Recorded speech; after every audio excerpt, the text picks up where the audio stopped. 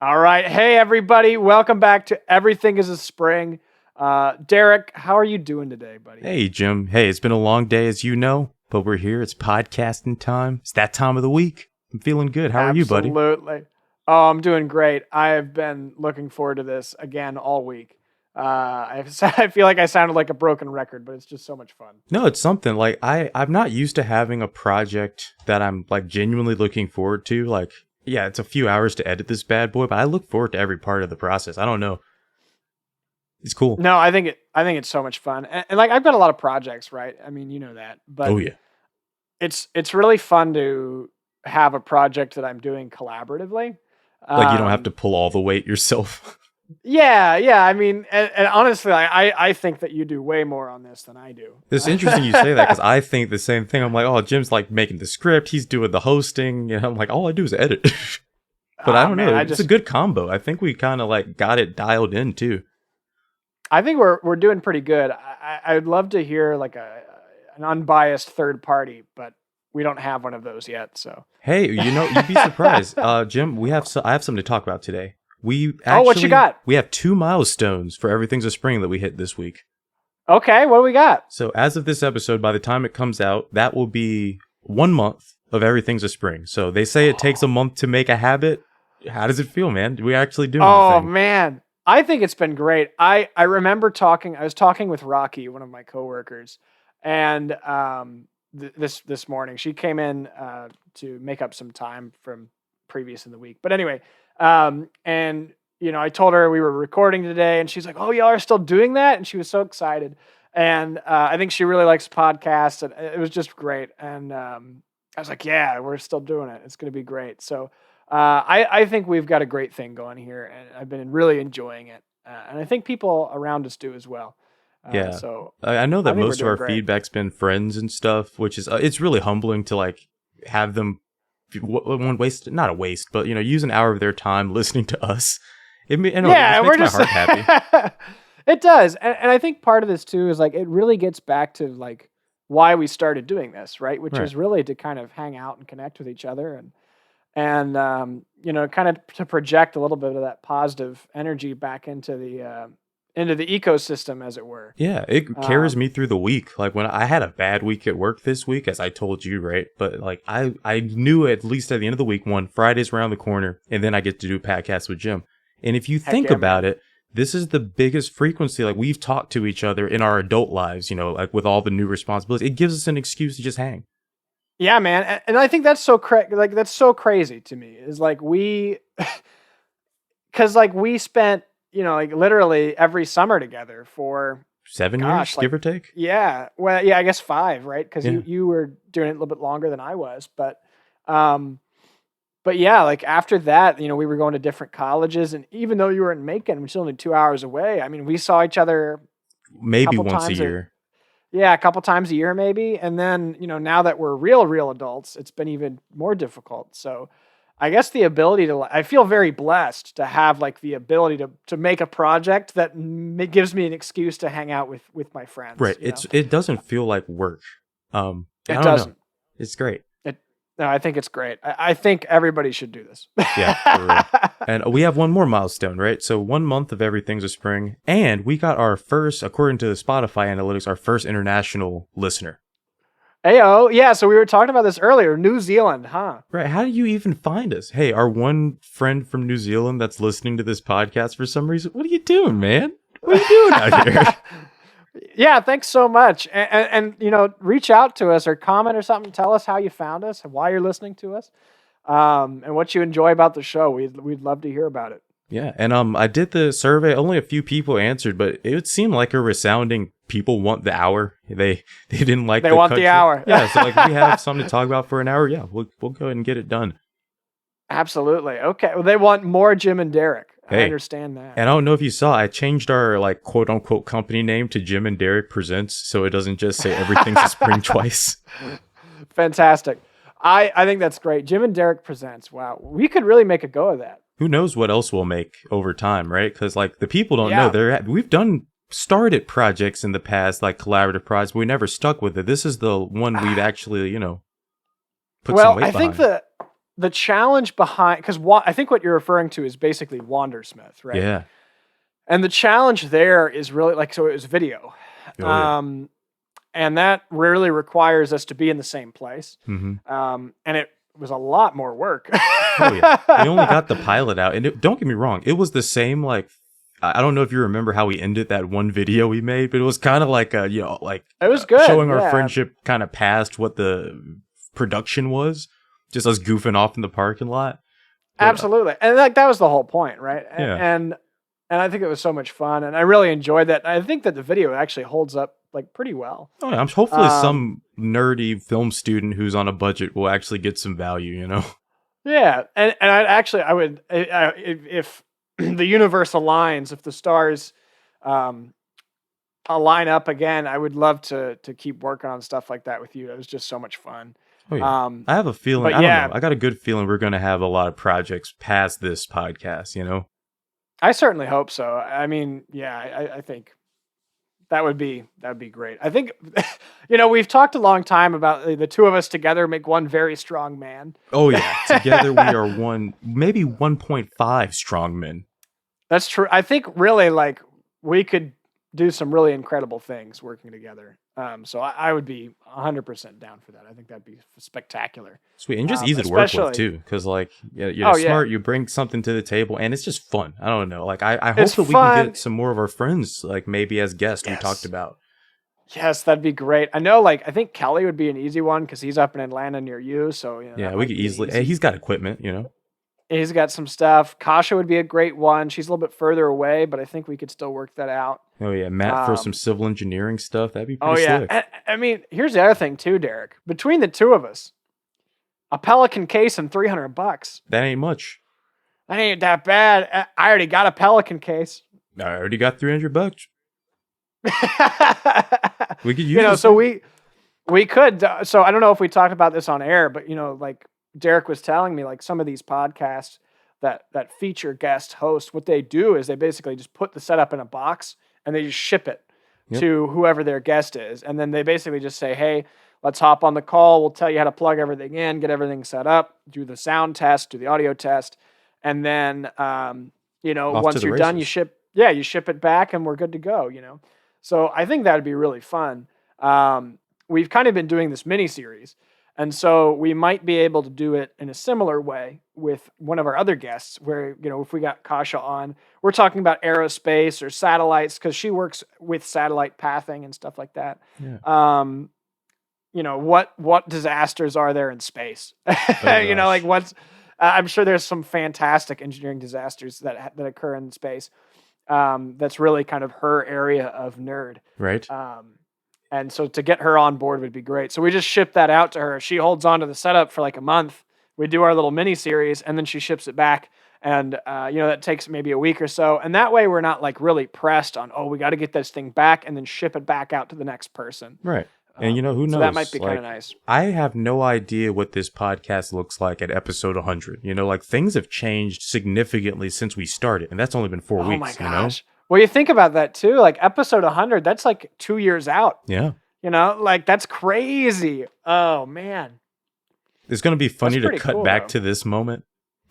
Oh my gosh. Yeah. I'm so excited. I really, I'm just so excited about this whole project. It's been so much fun.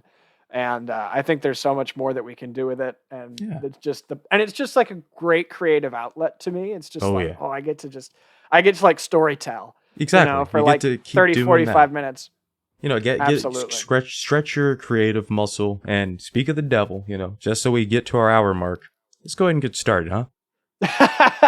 Fair enough. That's enough preload for this episode. Derek, I've got a question for you. Oh, I got an answer, Jim.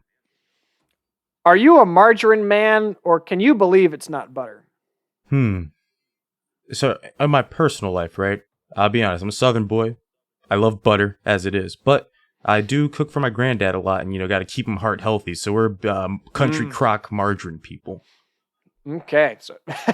So if you had your druthers, you'd be a butter man. Oh yeah. Slap some butter in the pan. I would like to cook my eggs in the bacon fat kind of guy. Oh yeah, it's like, oh, we're gonna get in another tangent, but I would love to try, because McDonald's used to like fry their French fries in like lard, Oh yeah, right? And like that's why they were so good. I really want to try that, and they basically stopped because just something heart about attacks. cholesterol and yeah, something about health and safety and food You and know, making whatever. it edible. Yeah, the 70s, 80s were like people started to get concerned about what are we doing to our bodies. This is why I drive a truck from the 60s. Oh man. Back when we died like men. Oh, But anyway, so Derek, you're a margarine man now. But what would you do with, I don't know, maybe 330 million pounds of butter? oh wow. Call me butter. I'm on a roll. That's a lot of butter, Jim. It's a lot of That's butter. a lot of butter. So I don't even it's a know lot of how. butter. You said pounds? Yeah, so that's 330 million pounds to be fair, dairy products, not just butter, but a lot of a lot of mostly that is butter. A lot of that is butter and cheese. Oh man, okay. Well, you add the cheese to it. Oh yeah, like some good queso. I'm a huge queso guy. Oh man, I'd probably get in trouble with like the country of Italy. I'd try to like make some Parmesan knockoff to like saturate the market. Saturate the market. Outstanding. Oh man. Yeah, like I feel like whenever I go to a Mexican restaurant or whatever and I get the queso, like there's not quite enough like You want hot more runny goop to it? I want a little bit more. Yeah, like if you order like the small bowl of queso, right? Like it's not enough queso. It's never enough. It's never enough. But then if you get like the bigger bowl of like the one size up, it's like way too much queso. Okay, so you gotta And find that comfortable in between. You gotta find that comfortable in between. And Derek, today's topic, they ordered way too much queso. All right, is what happened, and we're talking about the Wisconsin butter fire. Oh my goodness, I love the name. Wisconsin Butterfire. The Wisconsin butter fire of 1991. Oh, we're like in the future. Holy cow. Yeah. So we're jumping. We've done kind of a couple different episodes now. We've done an episode from 1814. Then we jumped up to 1875, 1914, and now we're jumping all the way up to 1991. What's that? The Soviet Union collapsed. Oh my gosh! The internet's like not a thing yet, but like personal computers are super hype. Very infancy of the internet. Yeah, I mean this is you've got Nirvana. Mail. Like Nirvana's around. Like the Talking Heads are still together. Yeah, it's like grunge rock, and everybody hates the government. It's great. Take me back. I know, right? Oh my gosh, back when our biggest problem was, Richard Nixon or whatever. Anyway, before we get too political, let's go back to this butter fire. Oh God. So let me set the stage for you. So during the 1980s and really even back into the 70s, one of the things that was happening is that the government was heavily subsidizing dairy farmers.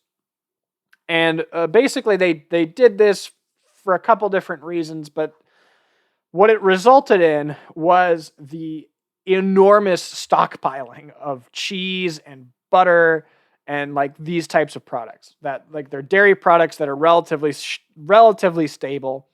So you can kind of hold on to them. I think I've heard loosely about this era where it's like we had the same way we stored nukes, we were storing butter and cheese at a federal level.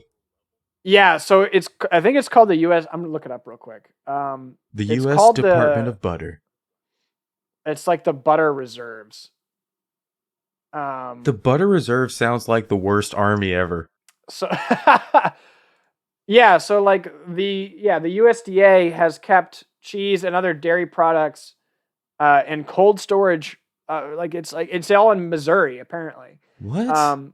So basically, the idea is that milk is a very foundational part of our food supply. The problem is that because milk is such a very perishable item, the pricing of it is like pretty volatile. And so and because it's a very seasonal thing, right? Because basically when cows, cows have to have kids in order to produce milk. And so during the calving season, they produce lots of milk, and then naturally they drop off over the course of the year once they no longer have to feed their young. And so the government was looking for ways to kind of help stabilize this market and give it a little bit more like just market stability, keep prices low, keep it affordable, help economically. And because they again, milk has a relatively short shelf life, they turned to cheese, right? Because cheese has a pretty long shelf life. You can store it fairly easily. Right, it's like the next Pokemon evolution of like you evolve into Buttermon, then you go to Cheesymon, and then after that, exactly, you're getting to that Gen 6 stuff. You get to the mega evolution with the 3 cheese burrito. But anyway, yeah. So in 1949, the USDA starts to help subsidize the dairy farmers, and what ends up happening is you have these enormous quantities of cheese that are built up. And there's a lot of really funny stuff with this, where basically the government is just trying to give this cheese away. Like they got too much. Get rid of it. They can't get rid of it fast enough. Like they're shipping millions of pounds of cheese overseas as like federal aid to foreign aid and stuff like this. Wait, we're using this like as a diplomatic tool? It's like every ambassador, take your cheese with you. Yeah, I mean, like when you, so this is another interesting tangent, right? It's like, so when we talk about like foreign aid to these different countries, like Ukraine and stuff like this, and we're talking about like, oh, we're spending $55 billion in aid to Ukraine.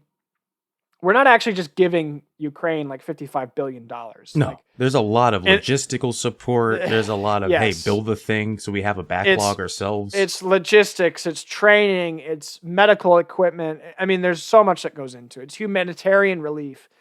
And obviously, like, this is a very specific situation in Ukraine, right? But in general, like, the U.S. still gives like an enormous, like, billions and billions of dollars in financial, in foreign aid to different countries around the world. And honestly, a lot of that is actually in surplus, like agricultural products, like corn and cheese and like wheat, this kind of stuff like that, and wheat, and basic flour, gas. Not mostly gas. We love oil.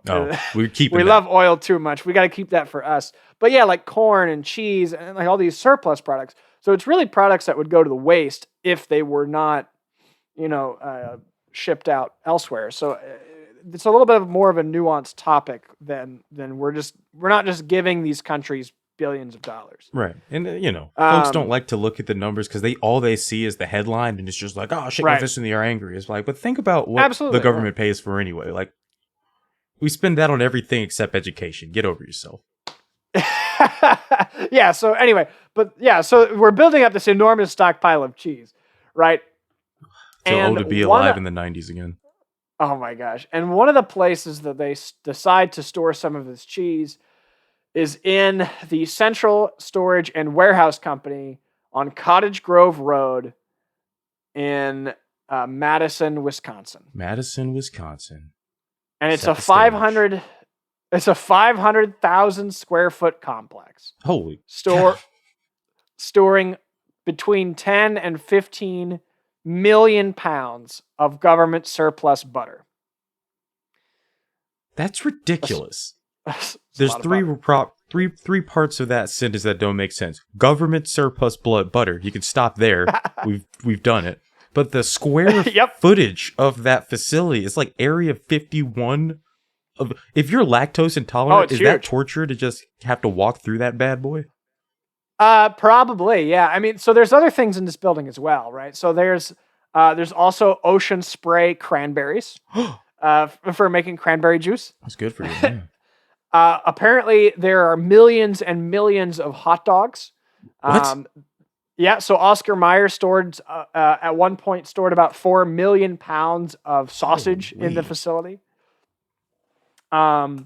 And there's also like other types of products. There's like bakery products and hams and like there's also there's also about 1,000 pounds of anhydrous ammonia. One of Derek, do these you things know is what? not like the other. Yes. So they also are storing ammonia. Derek, you want to tell us a little bit about ammonia? Well, like, see, off the top of my head, I'm thinking what? It's like NH3 or something. Ammonia, Yep. a famous cleaning product, is known to be very volatile. But, we use it for, diluted, of course, we use it for like basic household cleaning.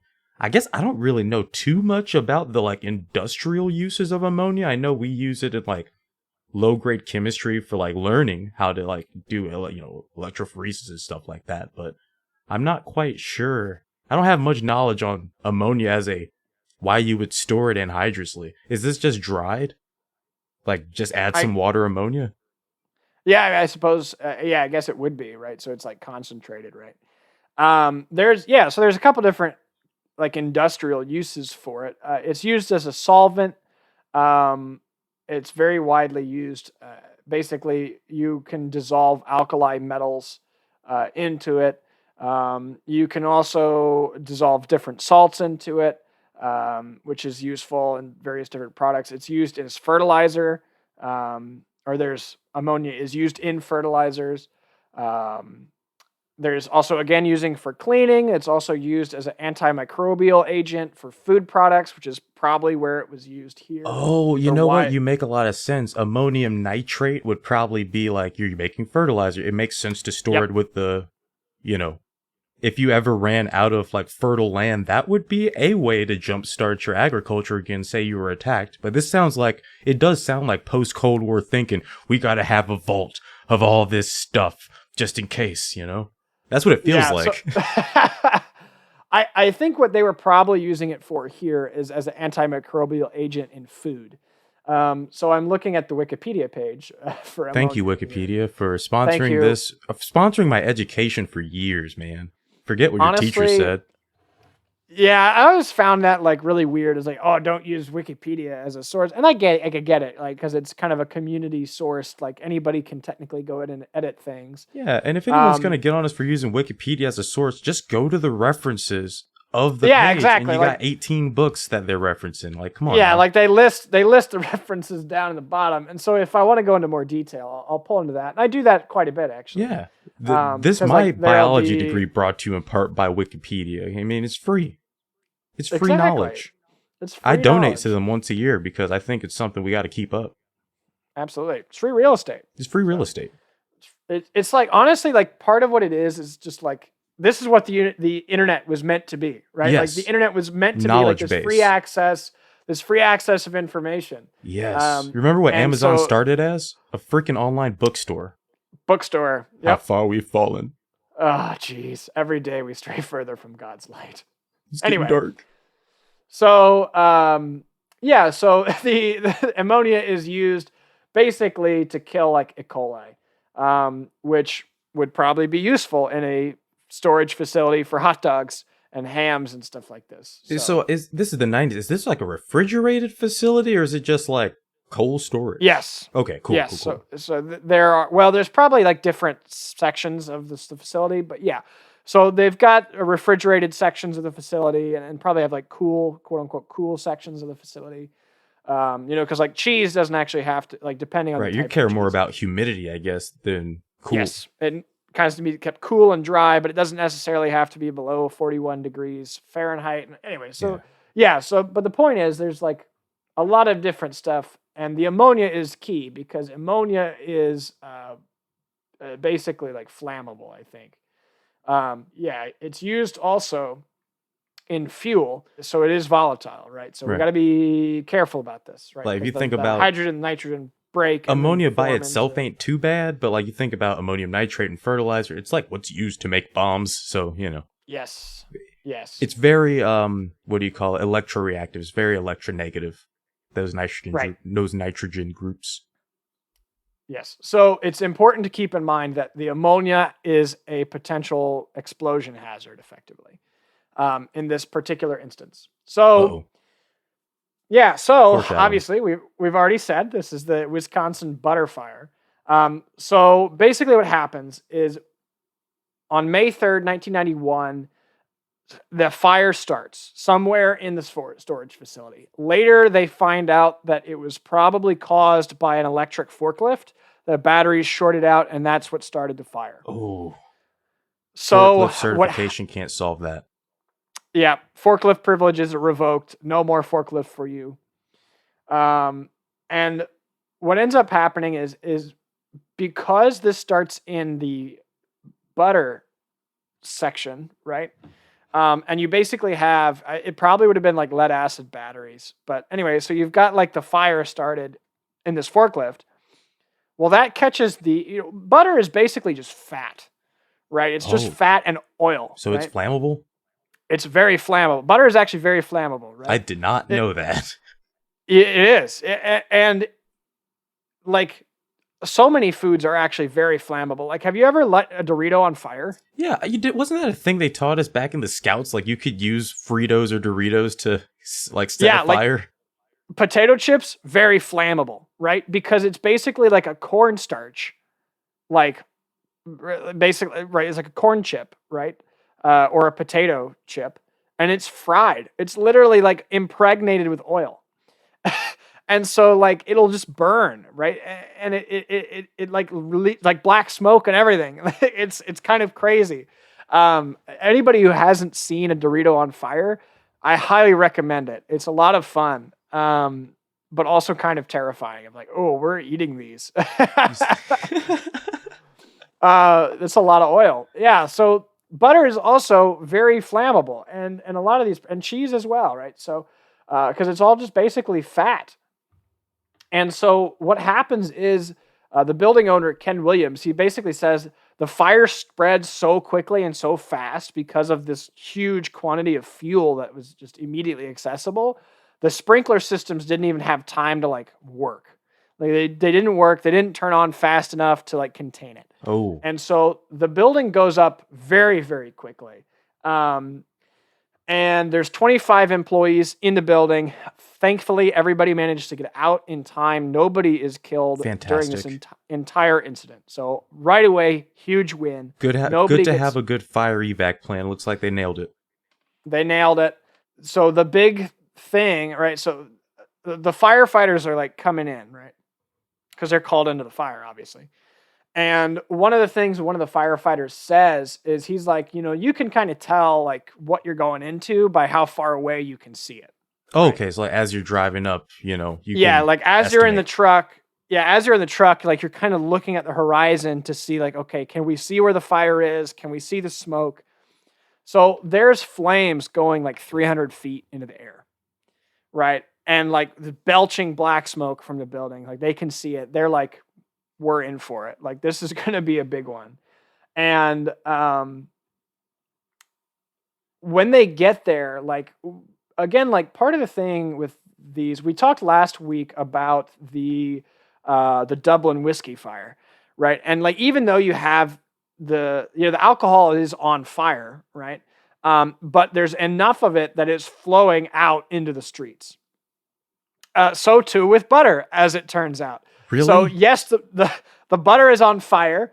The cheese is melting. The cheese is on fire. And what's happening is the butter and cheese that is not on fire is melting, coalescing, and then flooding out of the building. So there's like a secret point during this event where there was a perfect queso mixture, but no one was there to enjoy it. Yeah, and not any chips anyway either. Mm-hmm. There's no chips. There's just an enormous quantity of queso just flooding out of this burning building. Shame. And there's just hams and hot dogs floating in it, and just rolling down. And so the firefighters get there, and the initial engines, like they're having trouble getting in because like all around the low-lying area of the plant, there's like pools of butter that are like 5 feet deep in places. That's a lot. Yeah, just like liquid butter. So they're like wading through butter to get to the spot. Yes, like I wish our listeners could see the pictures of it. Like there's this one picture where there's literally a firefighter wading through like almost waist deep butter, right? To get to the thing. There's another where there's a pumping truck that they're trying to get the fire out. They're trying to control the fire, and like it's up to the bumpers in butter, What the and heck? there's just all these hoses are like getting, they got to get the hose waters, get around. They're having to get the hoses, and as they're fighting the fire, like more and more butter is coming out of the building, and so basically there ends up this moat around the building, and because so butter is actually, it's an oil basically, and the EPA basically stated that butter spills have a very similar effect on the ecosystem to like oil, Right. oil spills. Because Right? you're going to have to, if I'm not mistaken, you can't just throw water at it to dilute it. You're going to need something equally oil based to dissolve it, right? Yeah, and when you have like all this oily fats and stuff getting into like a water system, for example, like there's this Oh, that's the big everything's danger. Right? clogged. Everything's clogged. It Your kills like sewer all the system. wildlife, and it's really expensive and really hard to recover an ecosystem from that. And so basically, like what they had to do to contain all this butter that's coming out of the building is that they have to like dig trenches and create dams around the building to try to contain all the butter. Boys, we must divert the butter. They do, and they end up like digging a trench to like a nearby retaining pond where they just funnel all this butter, and then that starts to fill up with butter, so they have to pump across the railroad tracks into another retaining crap. pond. And You then have to sacrifice this retaining pond for the greater good. Yeah, and then they're like, okay, so then they figure out like, okay, we can pump into the sanitary sewer system to help divert more of this butter. So now they're pumping, there's like 18 pumps like diverting butter from this pond into the sewer system, so where it can be like, captured and processed by the sewer system. Holy crap. Like the municipal sewage water reclamation plant and all that, right? The maintenance on that plant was never the same after that day. Oh my God. Like we're going to get to that. But yeah. And so basically there's all this butter happening, and it creates this moat where basically the refueling tankers can't get to the water tank, like to the pumping trucks.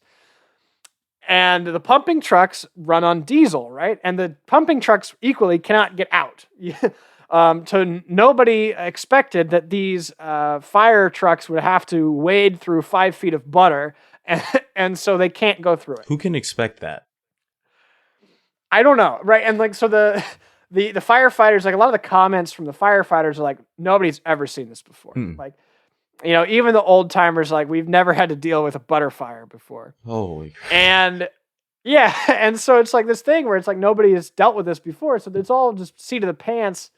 How do we fix this in the moment?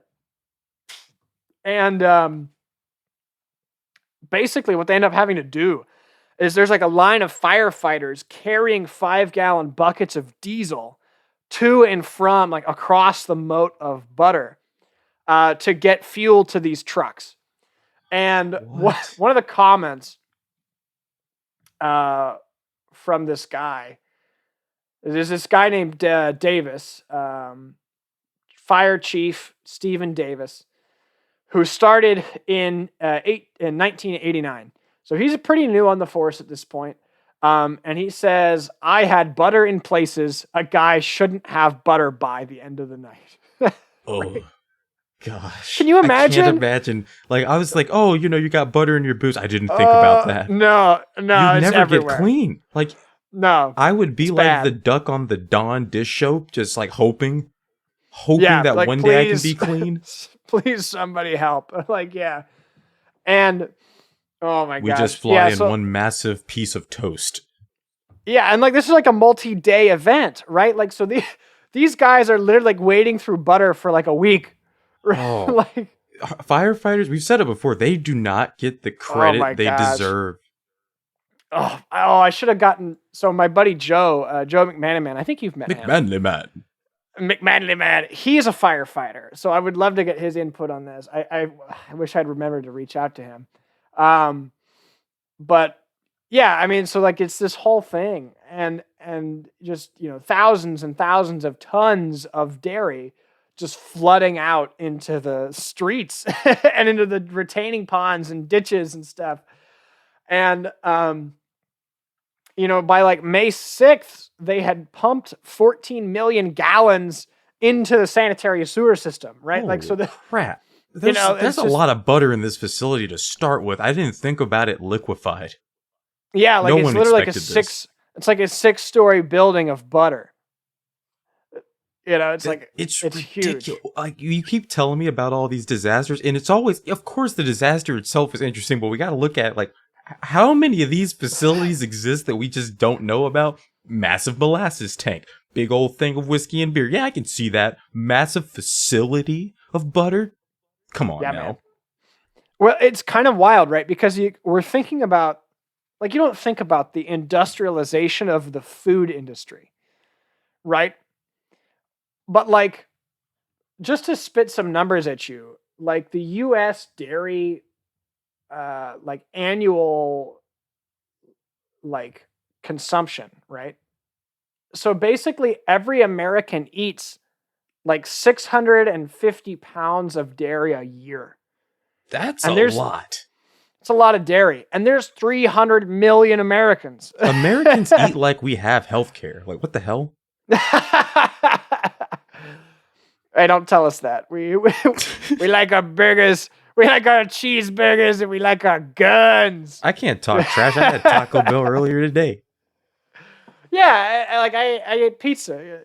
Yeah, I had pizza for lunch. So it's just, oh man. But anyway, so yeah, it was like we had a lot of cheese, and like people don't think about, all that cheese has to be stored somewhere. All that butter has to be stored somewhere.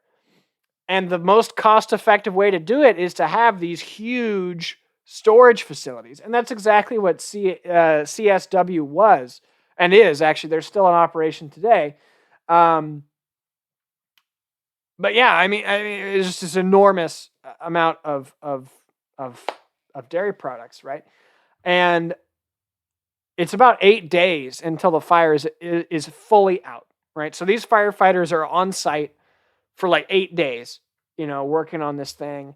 It actually ends up being Wisconsin's largest like fire effort or whatever, like fire response ever. I can't imagine being the governor. Like, you Oh my have to gosh. call a state of emergency on a butter fire? Yeah, because there's just butter spilling out of this freaking plant. I bet, like, they thought Yeah. about everything that could happen to that plant. That's the last thing you'd think about. Like, they had the fire suppression No. system. It failed, and it's just like, what do now?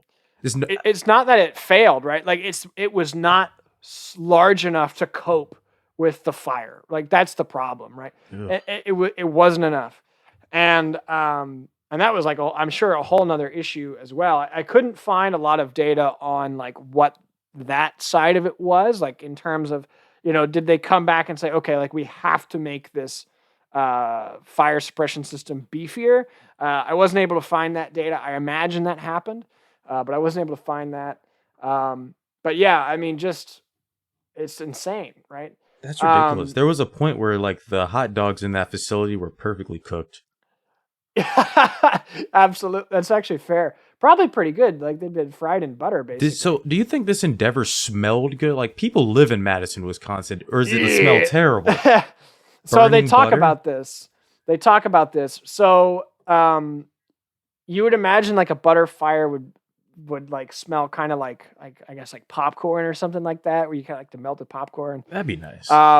It does not, unfortunately, right? So you get a little bit of that, but also like there's other stuff in this, building that's burning, right? There's obviously the building itself, and then there's also like cranberries and ham. There's actually a lot of meat products here as well. So you have basically like burning meat and burning like cranberries and burning like whatever, so it's apparently this really nasty smell. Yeah, and it's rotting after you said 8 days to get it done. It's gonna start rotting pretty soon. It's starting to spoil. It's starting to go bad.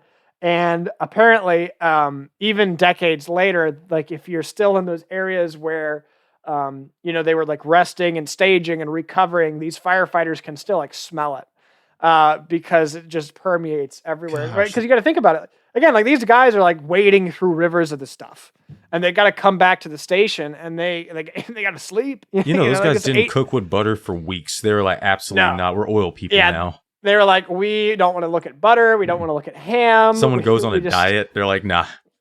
We don't want to do this. Like, I'm going to eat vegetables for a little while. Like, yeah, it's pretty bad. And then, and from a biological perspective, I just think about all that fat added to the ecosystem. I wonder, does that have any long-term effects on like the fauna around there? Like, so what are plants absorbing out of that? There was actually there's a huge effort to clean up and prevent the butter from getting into really the big concern was the water, like the waterways, right? There's Starkweather Creek is actually very close. And so, so May 4th, 3 million gallons of melted butter had run off and been pumped into the sewer systems. But there's still a lot more butter coming out of the facility. So on May 5th, it also started to rain. And so like water, like there's water and the oil as they're mixing and, like oil is heavier, oil floats on water, right? Right. So the water is going down, the oil is coming up, and it's threatening to like flood the dams. And so the DNR, yeah, exactly. And so like the DNR is like rapidly constructing more dams to prevent it from getting into the creek and contaminating the water system.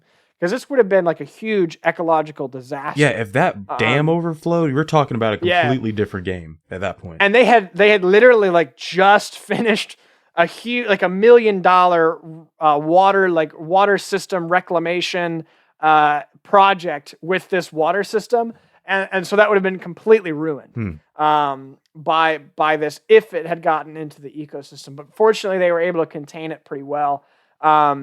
And basically, in 2 weeks after the fire breaks out, they are able to pretty much completely clean everything up. Oh, nice. And, they actually got it done. That seems like an impossible task when you describe it the way you have, right? Oh, my gosh. Yeah, so cleanup costs about $500,000. That's honestly not that bad, all things considered. Well, that's just a cleanup. Yeah, so that's not the total cost of everything. The costs largely are covered by the company CSW, and then there's a grant from USDA to help with the cleanup efforts. That's good. And then, like, you told us to store this butter, damn it, help us. Yeah, 15 million pounds of this butter were yours. God damn it, you better help clean up. And then I thought this was kind of funny. A local daycare had sent out $20 to help clean up because the kids were concerned about the polar bear on the CSW sign, which they had named Grover. So they wanted to help in. I thought that was like super pure and cute, just like Super Troopers. I'm doing my part. Yeah, it's just these little kids who are like, oh, we want to help. I think it's great. But yeah, so in the aftermath of this, like all the firefighter equipment had to be just thrown away. Oh my God. Yeah, like how do you maintenance that kind of stuff? Think about your braking system as you've driven it through miles of knee-deep butter.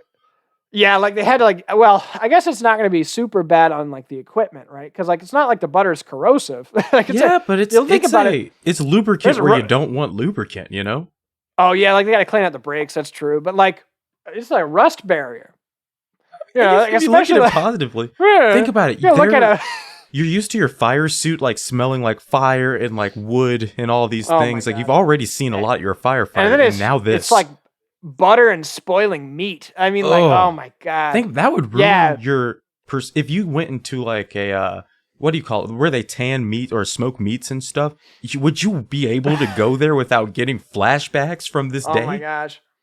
I don't know, man. I think like imagine wearing your fire suit that was just in like all this butter and stuff into like another fire. Oh my God. And it goes up and it starts, I don't think it would like catch on fire necessarily, but like the heat starts to like melt the butter out of the you're getting like all squishy inside of it. Yeah. And you're getting like buttery again. Like I hope Madison was able to get the firefighters new equipment because they did a heroic thing that day. No firefighters hurt, right? We're still good. No casualties, no injuries. Still good. the whole thing, no casualties, Wonderful. only some minor injuries reported, but Maybe some yeah, fish got nothing. fat, but that's about it.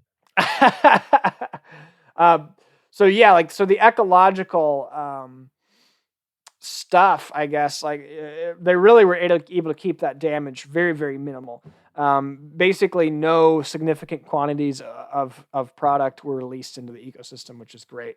So Fantastic. it's really like, yeah, Also, this shout out to the great, DNR because, like, yeah, these are things like as a biologist, I worked for the DNR in Georgia, and the amount of biologists that are just out there every day doing work that you do not care about, but it's oh just my so gosh, important to the it greater ecosystem of our state is it's it's so critical.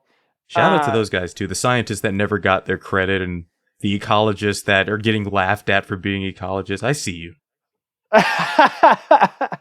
so there's yeah, so again, like we think that like this was a great example of kind of like everybody like coming together, and again, kind of like the Dublin whiskey fire, Yeah. where the fire brigades are really on it and they're doing everything to make sure this doesn't spread, contain it. The rare Um, cases of municipalities like doing their due diligence. But you know what I think causes that, Jim? These folks what? live in Madison, right? These are folks that are probably Yeah, local. Like yeah, they're exactly. saving Like their own community. this is their stuff. And so the mayor of Madison was Madison, what is it, Wisconsin? Yeah, Yeah. Madison, Wisconsin. Wisconsin. At the time, Paul Soglin, he sends a letter of appreciation out to the district. And he says, I was really proud of the cooperation between the district, the city of Madison, and private contractors to save Lake Monona from an environmental disaster. And so there's just this huge effort to really like respond in a very timely manner to this potentially devastating accident that really prevented a lot of problems. And so so fortunately there was no real loss of ecosystem, there was no real loss of life or people, but there just the property, like, so there's these two buildings that get destroyed, and that's $7.5 million in property damage and $70 million of contents. And then Oh, by the end of it, again, $500,000 in cleanup. I mean, so it's this huge, that's a lot of butter. You said it's a $70 lot of million butter. dollars in content. How much does butter cost in the Yes. 90s? Holy crap. I think I'm having a Well, hard time I mean, visualizing this. you got to think about it. I mean, because again, it's 330 million pounds of dairy products. Jeez. And for our British listeners in the future, we're not talking about that moolah. This ain't quid. No, no, no, no. This is literally like weight. And so there's a I think this is pretty cool. Like the Wisconsin Daily State Journal article was titled "The Buttercup Runneth Over." You know, some journalist is sitting there at their little typewriter, just so proud of themselves. Oh my God, it's a dream, right? It's just like you have this Easy. ridiculous accident, and it's like, what do we call this? God, How can we quip this to get that? that's pretty gigawatt? good. I mean, think about it. That's 40. Oh God, like 32 years ago, give or take, and it's still Yeah, funny. and it's still great. Yeah, I mean, so absolutely wild. Yeah, it's just a crazy thing, and I think we gotta link this back to springs somehow, Derek. And How is butter a spring? well, I guess if you look at butter as if you look at butter as like a fluid, right? You could technically run a hydraulic system with butter.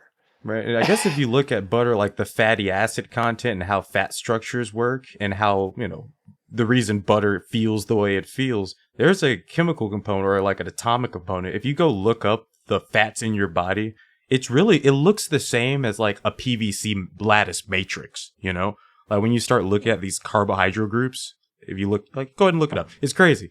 Like everything's a spring, butter's a spring, but you know what's not a spring? That fire suppression system. Not a spring. And I think that's actually like the key to it here. Like for our topic, it's like, we're looking at this fire suppression system and like the cause, like it's stated, right? So this whole thing begins basically with a forklift, Yeah. right? And its electric forklift has a short, catches on fire, and the whole building basically, I mean, like literally, you're talking about almost $80 million of damage. Yeah, I forgot. This is Because one forklift? one forklift caught fire. Wow. And so you got to be thinking like, okay, well, how did that happen, right? Like, how is that allowed to create this huge chain of events? And I think one of the things that we have to look at here, and I don't think that there was any like class action lawsuits taken against the company. All the damage was basically Contained, right? Contained, yeah. All the damage, nobody was killed. No one was seriously injured. So there's not really like a civil lawsuit there. People were evacuated. So when they were concerned that the ammonia tanks were going to catch fire, they did evacuate some nearby people, but they didn't end up exploding or anything. So like no harm there, no harm, no foul. That's just good due diligence, though. Just in case, like if that dam's about to go, you get everyone downstream out of there. Just in case. Get them out. Oh, we should definitely talk about dam failures. There's been some phenomenal dam failures lately. I can't wait. But anyway, there's going to be, I'm so excited. That's going to be our next, I think that's going to be our next mini series is dams. Like when you have a show based in physics, you have endless content. We really do. Okay. I'm going to get off into a tangent about the dams. But anyway, so, yeah, I mean, you really have to look at like this fire suppression system and say like, why wasn't this up to snuff? And like, why have you not thought this through? Because like butter is basically oil. Oil is flammable. If I had to guess, they were thinking like yes, oil is flammable, but you're in the most I would have never thought about a forklift being a fire starter, right? I'm sure this isn't like a wood building. It's probably made of, concrete and like steel. So from the pictures, it looks like it's kind of a metal building, right? Right. So something that's going to be good at holding in temperature, moisture, maintaining that problem. I would have never expected, like, what would start a fire besides a person trying to on purpose? You know what I mean? Oh my gosh. Derek, I gotta send you this picture. It's phenomenal. Maybe we can make that the episode picture. Yeah, make it absolutely. Give whoever took it credit, of course. Absolutely. Yeah. So I'm getting this from. I'll send you the link to the article as well. Spicy. But like, take a look at this. At these pictures, and it's crazy. Like, whoa. Yeah, that looks like the wildfires we have today. When I don't know, we'll decide which one to use. I was thinking the one you were describing of the firefighter wading through it. Yeah, that's a good one too. I'll send you that. That's a different article. That's wild. Oh, I gotta find it again. Here we go. Yeah, I mean, it's pretty crazy. It's apocalyptic looking. Holy cow! It is. I mean, like it's like so orange and like the black smoke and if you take like that next to like the building BP collapsing oil spill into itself. Yeah, I mean, and like I love this one with like the there's like a picture. It's like these bricks of cheese that are just like melting down. And this like this neon orange color, and it's just like it looks so creepy. And Jim just for reference sent me a picture of the fire, and the only thing I can notice in the foreground is a gas station, and gas is $1.19, and that just makes me viscerally mad. It's actually I feel like it's not too bad right now. Like down here, it's like $2.75, $2.85 a gallon. Must be nice. But yeah, so I mean, it really is this crazy apocalyptic image, and like the butter, the cheese, it almost looks like nuclear waste. Yeah, like, it's just this crazy orange. It's like it looks like something out of sci-fi, like Halloween themed, gooey, creepy amalgamation of evil. And then I love this picture with the CSW and the polar bear in front of the fire. And it's just this chef's kiss. Whoever was, that's a good picture right there. But yeah, so just a wild event. Fortunately, no one was injured seriously. No one was killed, and a lot of queso dumped down the drain. Gosh, pour one out for all the lost cheese. But, I guess my last notes, right? Shout out to the firefighters here. They're always the heroes of the story. So often don't get enough credit. Shout out to the scientists who made sure that the environment, like all the ecologists and like, I hate to even say it, geologists too, that probably had to do their due diligence. It's good stuff. Like the whole community coming together, like, to prevent what could have been a general catastrophe to all the surrounding cities. Like, luckily, Wisconsin, to my knowledge, is pretty spread out, all things considered, like city to city. Well, I feel like I think I've heard like Madison, Wisconsin. Right? It's a pretty big city. I've only been to like Wisconsin in the context of like the national parks up yonder, right? Yeah. So Madison, Wisconsin is basically it's kind of in the middle of the state, but it is one of the bigger cities, and it's just west of Milwaukee, but it's a fairly large town. Can you think about like what happens if they had a failure in the water system, or like the groundwater was tainted somehow, or forbid all of those underground pipes, they start taking in butter and then they get clogged on a mass level? Can you imagine? Yeah, and like that was a concern, right? Because like they're pumping this stuff into the sewer, and the concern is that the butter is basically going to congeal. Yeah. In the sewer, and it's going to cause this massive backup in the sewer system. It's like pouring bacon grease down your drain. You're saving a little bit of time now. You're going to pay for it next summer.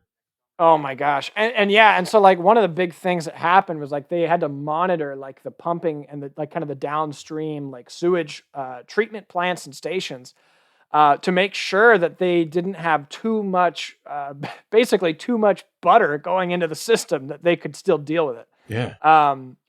Which is just crazy, like to think about. Like more weird fluids, man. Yeah, it's good weird fluids. So, but yeah, so that's the Wisconsin butter fire. Gosh, I think this is the first one we've covered where there actually weren't any casualties. That's a W. That's true. Yes, yeah, that's true. The Dublin whiskey fire still had casualties, although in a way we wouldn't expect. So yeah, this is the first really event where we don't have any casualties at all. And I think it really speaks to like, we haven't talked about a lot of the industrial disasters that have kind of led to us, but it really speaks like all the employees who were in the building were able to get out. Yeah. Even though the fire spread so quickly, the fire suppression system was ineffective, right? Like that alone could have been a totally different situation. Could have been a very, very different situation, and really speaks to kind of like where, that safety mindset has come in the past, 100 years since we talked about, like the Great Molasses Flood. Yeah. For context, like this is fairly recent history too. So we're talking, modern firefighting equipment, like semi-modern fire engines and such.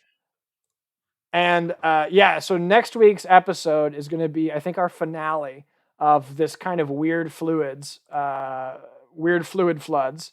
And I think I'm going to keep it a secret until next week, what exactly it is. But we're going to be jumping into pretty much the modern day. So we're going to be nice. Very, very recent. And it should be good. So. Hey, that's an episode. Jim, you got anything to plug before we head out? I don't know. I think, I don't think I can plug the Whiskey Grail as easily because we don't drink butter out of our Whiskey Grails. So, yet. I don't think I don't recommend that.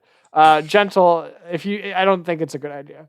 Yeah, I don't think that's it's not really whiskey. I don't have anything to plug, but of course, gentle listener, if you would like to, follow us, give us some feedback, we have a couple ways to do it now. If you're listening to this on Spotify, you can go ahead and answer the Q&A. There should be a question about, like, did you like the episode? You have an idea for future episodes, hit us up there. Of course, hit us up on Twitter at All Our Spring. Twitter, not X. All Our Spring. And I guess we'll see you next week. Hey, Derek. Yeah? Let's bounce. Let's bounce.